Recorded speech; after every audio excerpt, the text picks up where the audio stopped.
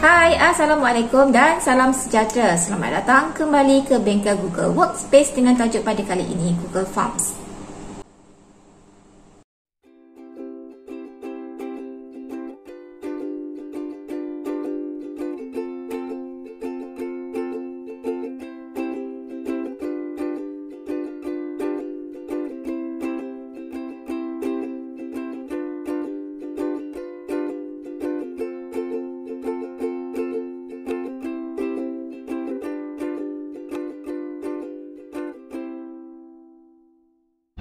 Baiklah, terdapat 3 cara untuk kita create Google Form ini. Yang pertama, kita type di bahagian carian ini forms.new.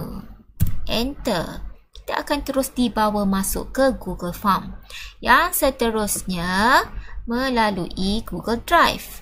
Baiklah, kita boleh klik New dan pilih Google Forms.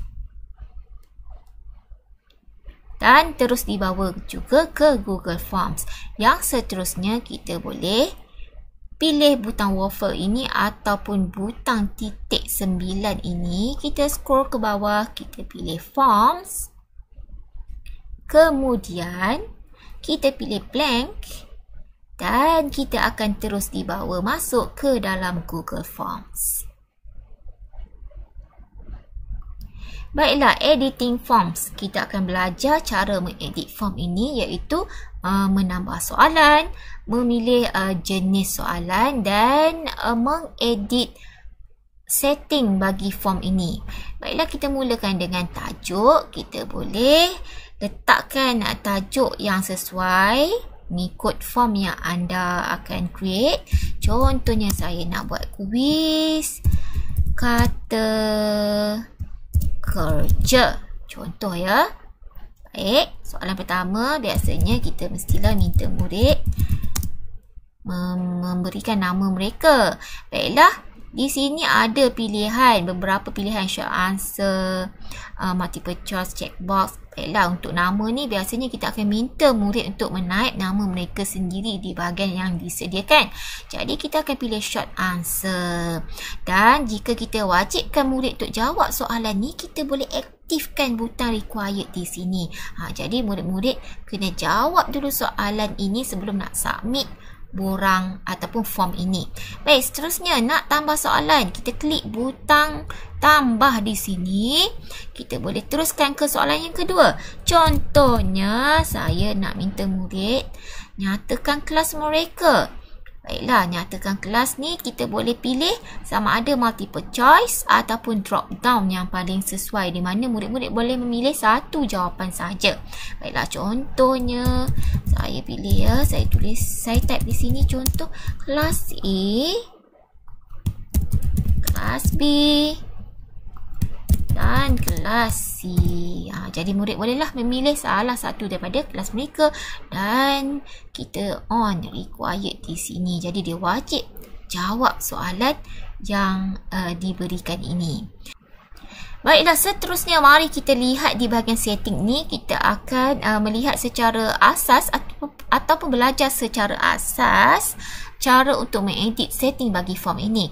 Baiklah, saya sedang membina form untuk quiz. Jadi, kita mesti pastikan di bahagian make this a quiz ini kita aktifkan supaya setting untuk form berbentuk quiz ini kita boleh edit.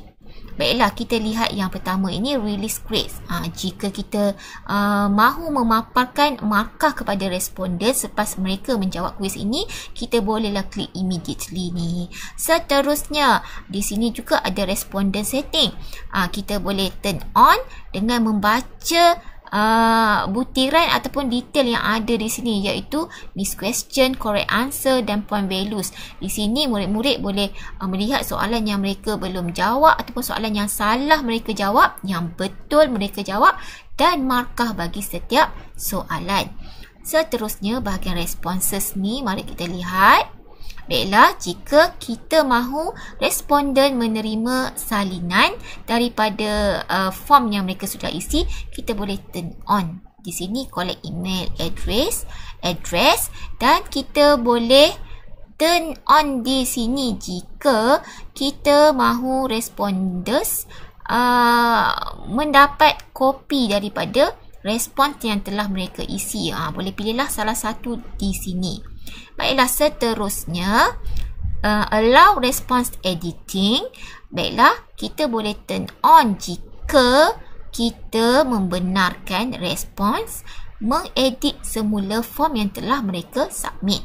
Jika tidak perlu, tak perlulah.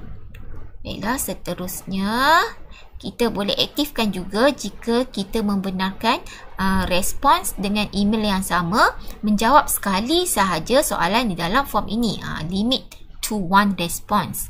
Dan di bahagian presentation ini ada apa? Baiklah, di sini ada setting, ada form presentation.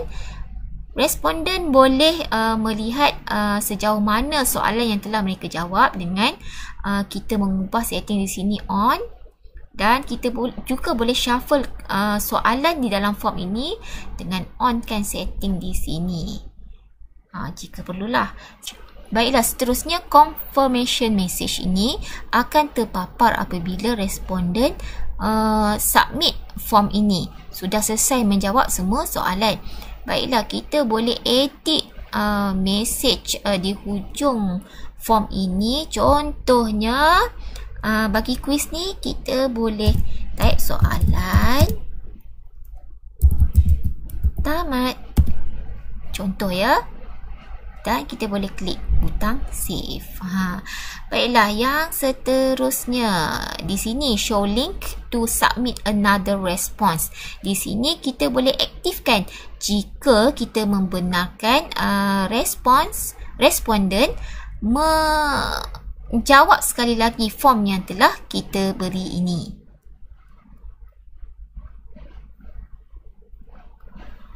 Baiklah, kita kembali ke soalan. Baiklah, soalan yang kita bina ini kita boleh melihatnya semula ataupun kita boleh preview dahulu sebelum kita kongsikan kepada orang lain. Cuba lihat mata di sini. Apabila kita pergi sini akan keluar preview. Jadi kita boleh klik. Dan inilah bentuk form yang kita telah bina. Baiklah, seterusnya kita akan mempelajari cara untuk kongsikan form ini, sama ada untuk menambah collaborator ataupun kongsikan pautan form ini kepada orang lain. Baiklah, yang pertama mari kita lihat di sini ada button send, kita klik. Baiklah, di sini kita boleh typekan email. Jika kuis, kita boleh typekan email murid yang kita mahukan dia untuk menjawab kuis ini. Jadi kita boleh type lah apa-apa email. Dan seterusnya add collaborators. Kita juga boleh mengajak collaborator lain untuk mengedit kuis ini dengan sama juga kita type alamat emailnya di sini. Ini contohnya. Baiklah, kita boleh beri message juga kepada dia dan kita boleh send.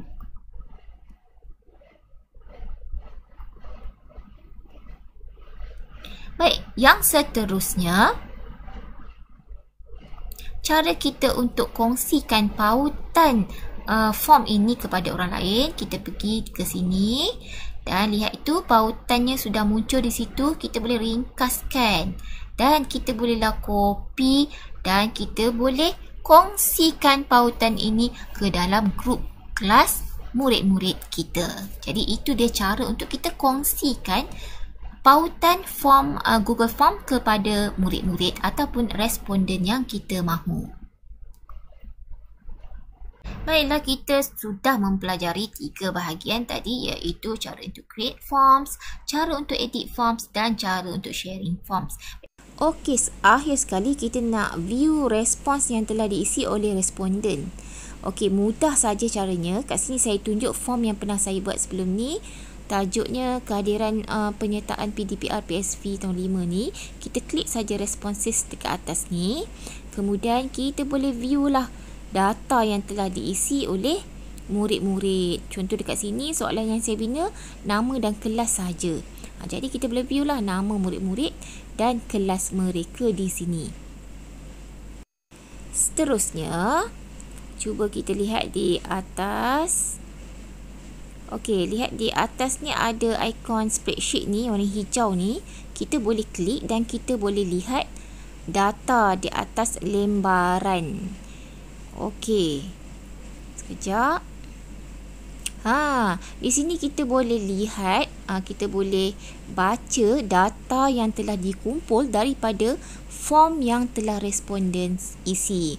Di sini saya hanya letak nama dan kelas. Jadi terpaparlah nama dan kelas murid-murid yang telah isi. Okey, cara untuk muat turun data tersebut, data dalam sheet itu tadi, kita klik butang titik 3 tu dan kita ambil download. Mudah saja. Baiklah, itu saja perkongsian daripada saya pada kali ini. Sehingga kita berjumpa lagi. Bye-bye. Assalamualaikum.